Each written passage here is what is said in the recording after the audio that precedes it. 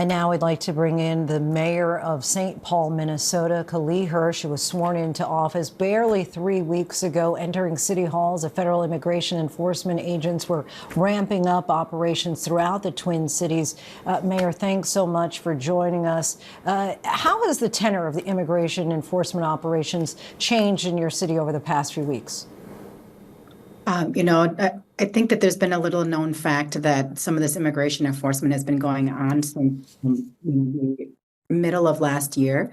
And I think that it has just been amping up with adding additional groups, whether it's targeting the Southeast Asian community to now the status of our current communities and our Somali community, that its tensions have been heightened, and targeting of specific groups has increased those tensions.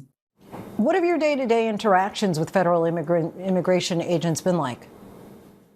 The truth is that because we don't coordinate with federal agents, that we actually don't have day-to-day interaction. What we're doing is responding on the streets when we are getting notifications from residents and from people concerned, vehicles that look like they might be ICE or DHI or DHS.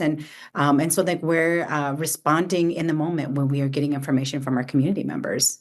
Minnesota Governor Tim Walz activated the National Guard in St. Paul. Have there been misunderstandings or even confrontations between ICE and your state and local officials?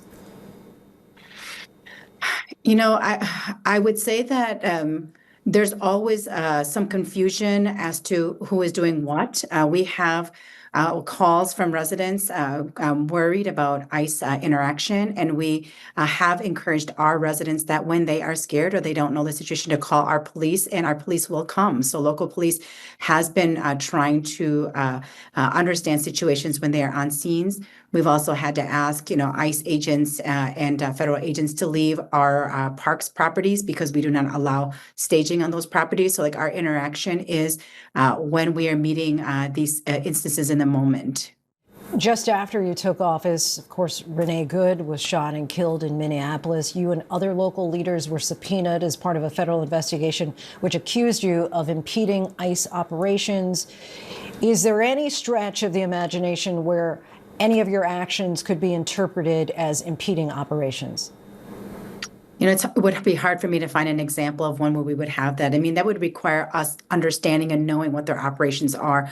And I have tried, even before I became a mayor as a state representative, to try to understand ICE's operation and who they were targeting. It was difficult even then. And that was back in April of 2025 to understand their work. And so it's really difficult to be impeding something when the plan there isn't a plan laid out so that you know what it is that is happening in the operations or the missions that are being executed. I would be hard pressed to find anything that ever instructs anyone or provide any information that would be an obstruction to any ICE activity. Many people, of course, were still mourning the loss of Renee Good, and then just days later, you hear another person has been killed.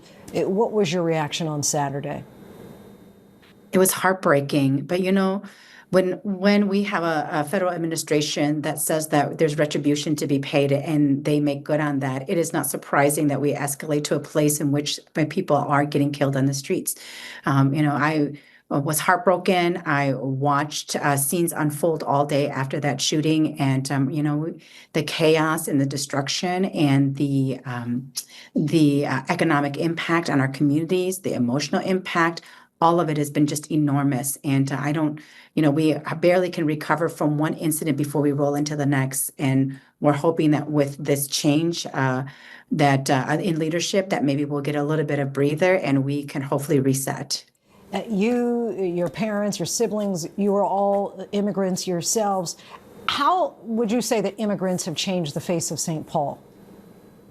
Immigrants are such a critical part of St. Paul. I mean, we are business owners, we are homeowners, we are daycare providers, we are developers, and we are professors and law enforcement officers. I mean, we are a part of every industry here in our city, and we are a city where the second largest demographic in the city of St. Paul is Asians. And we have been welcomed into the city, and it is really heartbreaking to see that the very people in which have brought back areas of town that were we're economically not doing well, that we are targeting those individuals and trying to send those individuals back, law-abiding citizens. I think that the narrative out there is that we're just targeting criminals, but that's just not true. And we have our communities that have been contributing in many, many different ways. And I can't tell you that in a city that is almost majority minority, that the importance of our immigrants, they are every bit a part of St. Paul and our state. St. Paul Mayor Kaohly Her, we thank you so much for your time this evening. Thank you for having me.